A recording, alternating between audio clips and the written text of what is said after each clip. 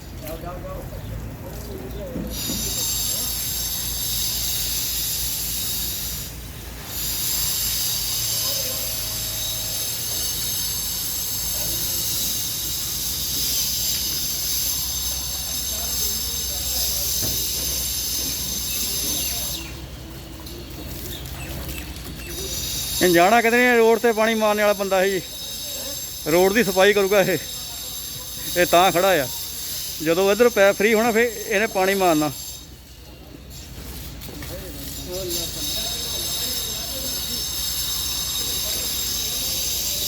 Foreman साहब याद है।